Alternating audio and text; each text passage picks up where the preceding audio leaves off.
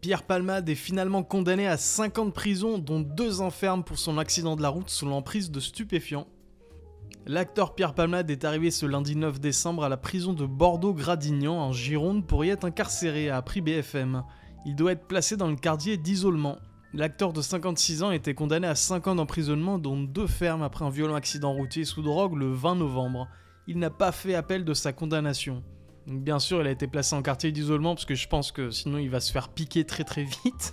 Moi j'étais un des premiers à croire qu'il allait pas passer par la case prison. Parce qu'on sait qu'il y a Mimi Marchand par exemple qui est venu à son chevet, etc. Donc il semble quand même avoir quelques contacts. Et il y a des rumeurs comme quoi il y aurait eu des gens haut placés dans la soirée qui a précédé en fait l'accident mortel. Donc bon voilà, moi je pensais qu'il allait éviter la case prison. Et finalement il va 2 ans au trou. Bon après ça reste que 2 ans, hein. C'est pas dingue.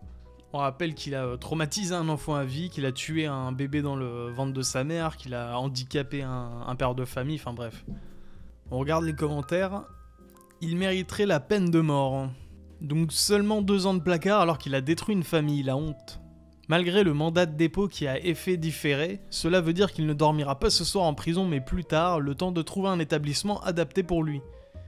Renverser un piéton simplement blessé, ITT supérieur à 3 mois, sous prise de stupéfiants vaut 5 ans de prison. Se défoncer la tronche et blesser gravement une maman en tuant sa progéniture, c'est donc 5 ans aussi. Moralité, la vie de cette progéniture ne compte absolument pas, on le savait déjà. Ilan Gabé qui nous dit « Pas d'aménagement de peine possible du fait de la réforme de 2020. Ce soir, il dormira en prison. » Ça paraît peu, mais finalement, qui va maintenant aller le voir en spectacle? Le mec est fini, personne ne voudra de lui dans un film ou le voir à la télé dire ses blagues. C'est sa vraie condamnation, paix à la famille accidentée, que ça leur rapporte un peu de réconfort. Après, moi personnellement, même avant l'accident, je le voyais plus du tout. Hein. Je sais même pas s'il continuait ses spectacles vu l'état dans lequel il devait être. Je pense qu'il vivait plus ou moins sur ses rentes à mon avis. Il était surtout très très connu dans les années 2000 et fin 90. L'ex-député Joachim Son-Forget, ayant changé de genre, explique pourquoi il a choisi le prénom Eva. Donc on rappelle que Son-Forget, c'était un gros délire sur le forum à l'époque. C'est un député mais vraiment perché, je sais plus s'il était En Marche. Il me semble qu'il était En Marche, mais c'est un espèce de gros bobo bourgeois complètement défoncé, complètement lunaire. Il avait un vrai côté trollesque.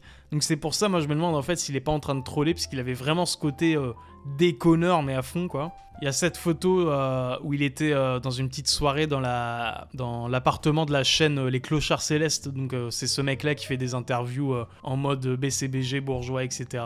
Très stylisé, dans des beaux appartements. Et ils ont fait une soirée et... Déjà c'est quoi cette dégaine? Enfin je comprends pas. Mais voilà, Joachim Son-Forget est au milieu. On a aussi cette photo où il prend un putain de sniper. Il a un putain de sniper dans la main. Donc bon, ça fait un peu... ça fait un peu noir-blanc quand on voit que maintenant il a changé de sexe. Et regardez là. Regardez franchement la tête qu'il a maintenant, quoi. Joachim, comment vous avez choisi Eva? Je sais pas, il y a quelque chose de rigolo dans le personnage d'Eve, parce que finalement, comment dire, elle entraîne l'homme dont elle vient pour aller manger le fruit de l'arbre de la connaissance, et puis en suivant, elle est censée suivre le diable en fait, en suivant le serpent. Qui sait si Dieu est diable ou diable est Dieu. Mais donc vous avez choisi Eva pour ça, Oui, parce qu'il y a un côté où la femme a une espèce de primauté dans le... Bien sûr. Je sais pas, dans la beauté du monde, non? Alors en fait, soit il est complètement défoncé, ou soit c'est un énorme troll. Pour moi, c'est l'un des deux. Parce que vu les mimiques en fait faciales qu'il a, je sais pas, ça me donne un feeling un peu soit de mec qui se fout de la gueule en fait des gens complètement, qui est un gros troll. Et il avait encore une fois ce côté-là à l'époque, très rieur, très blagueur, etc. Un peu décalé, mais toujours déjanté, toujours un peu défoncé en fait. Ou soit il est vraiment, mais au fond du trou, il est complètement défonçax. Il est devenu parano. Enfin, sa tête m'inspire que des trucs malsains en fait. Quelque chose de rigolo dans le personnage d'Eve, parce que finalement, comment dire, elle entraîne l'homme. Regardez là, c'est... C'est pas normal. Il y a un truc qui cloche. Il dégage un truc très malsain. Donc soit il soude la gueule des gens complètement, Parce que j'ai vu l'entièreté de l'interview et quelquefois il rigole, mais c'est bizarrement placé. On dirait qu'il se fout de la gueule d'Hanouna. Donc je sais pas, c'est étrange. En tout cas, si c'est vraiment un troll, c'est c'est du grand art. Mais bon, je pense juste que, à mon avis, il doit être complètement démonté. On regarde les commentaires, juste pour deviner, est-ce qu'il est de gauche? Alors non, à l'époque, je me souviens qu'il avait soutenu Zemmour déjà, et qu'il était en marche, il me semble, hein, encore une fois. Il a fait tous les partis politiques, maintenant il veut tester tous les genres. Quel troll ce Joachim, toujours au top. Il a le cerveau complètement cramé, il ne sait plus quoi inventer pour se faire remarquer. Je mets des boucles d'oreilles et hop, je change de genre et qui va me donner de la visibilité, une nouvelle aussi importante. Ben l'émission de Hanouna, le roi des poubelles bien sûr. Le dépistage de stupéfiants devrait être obligatoire sur TPMP. Il faudrait qu'il aille consulter, il a des problèmes psy, entre ses nombreux dérapages et maintenant son changement de genre. C'est censé être une femme ce machin. Je pense qu'il doit être malade, c'est triste. Clara, 18 ans, retrouvée battue à mort dans son lit à côté de son bébé. Njoya Mouliem, 35 ans, est jugée à partir de ce lundi devant la cour d'assises du Finistère pour le meurtre de sa compagne. Le corps sans vie de Clara de Rivas avait été retrouvé le 17 août 2021 dans son lit sous une couverture à son domicile à Morlaix. Son bébé avait été retrouvé sain et sauf dans la pièce voisine. L'autopsie avait révélé plusieurs lésions, notamment au visage et au cou. Clara venait tout juste d'avoir 18 ans, elle s'est installée avec son compagnon dans cet appartement peu de temps avant les faits. Le couple se fréquentait depuis environ 2 ans. La jeune fille était une ancienne élève du collège Saint-Joseph à Morlaix, elle venait d'avoir un bébé avec Njoya Mouliem. L'homme de 32 ans, donc en gros, quand ils se sont rencontrés, il avait 30 ans et elle avait 16 ans. Putain.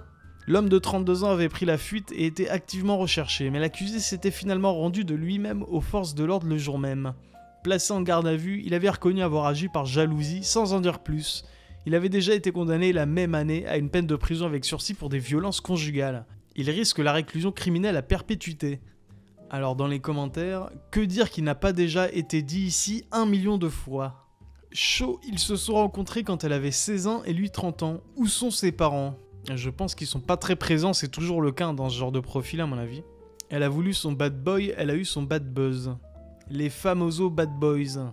Les Bretons c'est des zinzins. Quelle idée de faire un enfant avec un voyou comme ça.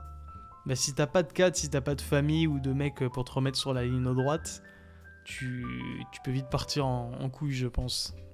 Encore un pointeur, on attend le damage control du Discord LFI. Il s'est rendu de lui-même, donc faut avouer à moitié pardonné. Putain. Elle voulait une BBC, il comprend une autopsie. Pour ceux qui connaissent pas, c'est trash le forum, hein, soyez pas choqués. Ça c'est pas grand chose encore. Toutes les meufs de 16 ans, voire moins, parlent avec des adultes sur Insta, Snapchat ou autres réseaux, sans exception. Vous serez choqués quand vous aurez des filles et que votre pouvoir en tant que parent sera nul par rapport à l'influence des copines et des réseaux. C'est ce que disait Bassem, c'est que maintenant les petits Joule leur demande de faire un truc, ils écoutent Joule, ils écoutent plus leurs parents. Après c'est très caricatural mais on touche un point de vérité quand même. Elle n'avait pas de parents, pas d'amis pour lui faire comprendre que sortir avec un clandin pédo de 30 ans ne pouvait que mal finir. Toi, t'es pas au courant du nombre de rayettes des campagnes qui arrivent en ville en pensant vivre leur best life et qui tombent sur ce genre de mec. Il faut interdire les bébés. Désolé, mais je n'ai plus une goutte de larmes pour des cas comme elle. Puisse la sélection faire son œuvre. Cette grosse merde va sacrément morfler en prison si ce n'est pas déjà le cas depuis son incarcération. Personne n'aura pitié de lui, pas même les matons. Et zéro isolement à la palmade. La palmade, c'est la prison. C'est pas le comédien. Et ce ne sera quand même pas assez. Alors s'il y a vraiment pas d'isolement à la prison dans laquelle il va se faire éclataxe, hein, clairement. Si vous avez une fille dans ce pays, fuyez les Rayou. Netanyahou serait en train d'envahir la Syrie. Donc suite à la débâcle un peu précipité quand même, de Bachar el-Assad qui s'est barré en Russie il me semble, il y a Israël qui grignote visiblement un peu de terrain. Donc vous allez voir qu'il y en a qui disent que c'est normal, c'est une zone tampon due à une précédente guerre, etc. D'autres qui disent ils s'étendent quand même un peu en dehors des limites de la zone tampon. Donc là, sur cette carte interactive, on est dans le futur. On peut voir que c'est des tanks israéliens qui ont pénétré donc, le territoire syrien de 2 à 4 km. Donc pour ceux qui ne seraient pas bons en géographie, comme moi, Israël c'est là, c'est à gauche. Enfin ici, plus précisément. Et là c'est la Syrie, ils sont voisins. Mais c'est pas des copains. On regarde les commentaires. Malgré le silence des médias.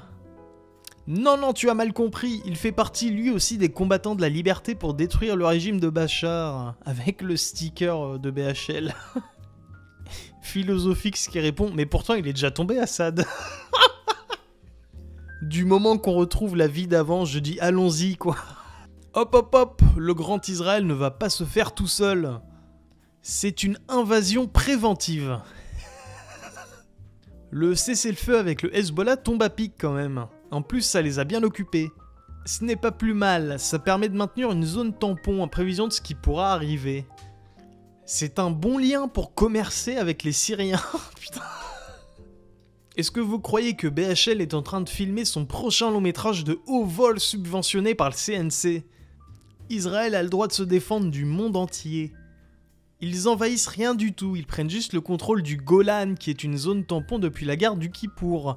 A noter que les rebelles sont plutôt reconnaissants envers Israël qui les a bien aidés. Regarde la carte, Célestin, Israël va plus loin que la frontière de la zone tampon. Il n'y a plus de gouvernement en Syrie, le mec profite donc. Demain, il n'y a plus de gouvernement ni de président en France. Tu crois que l'Angleterre et l'Allemagne ils vont se gêner pour prendre quelques bouts de territoire? El famoso allié européen. Donc là, on peut voir El famoso gentil rebelle sur une vidéo avec le patch de Daesh, avec l'emblème de Daesh sur l'épaule. Je vous avoue que je ne sais pas si sur YouTube on peut passer des vidéos de mecs qui tirent avec des calaches en l'air. Mais bon, écoutez, je m'en branle, on va quand même le passer.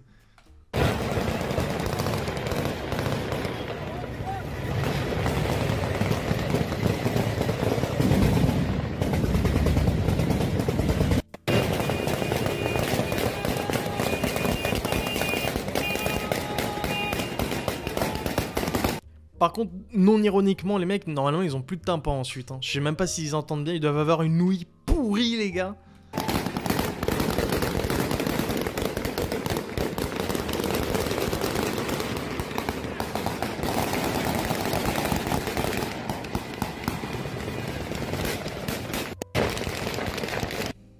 C'est des rebelles islamistes modérés. Ils décapitent mais avec humanité et en passant du Mozart. Il y a eu toutes les compromissions intellectuelles, voire honorables, avec le bataillon Azov. Alors là, avec des arabes musulmans, on laisse tomber.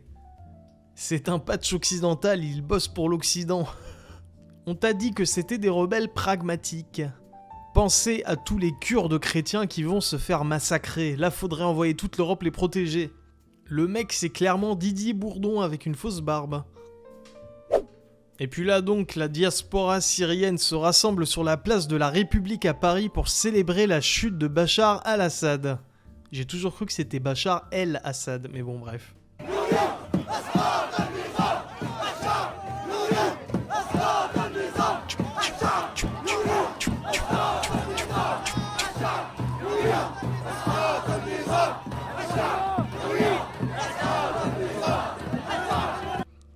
Voilà. Et Eric Tegner qui dit « Du coup, maintenant que Bachar est tombé, est-ce qu'ils vont pouvoir rentrer chez eux en Syrie, vous pensez ?» C'est la grande question. Voilà, sur ce, merci à toutes et à tous d'avoir regardé la vidéo. N'hésitez pas à lâcher un petit pouce bleu, abonnez-vous, lâchez un commentaire pour le référencement, ça fait toujours plaisir. Et puis on se retrouve pour la prochaine. Allez, prenez soin de vous.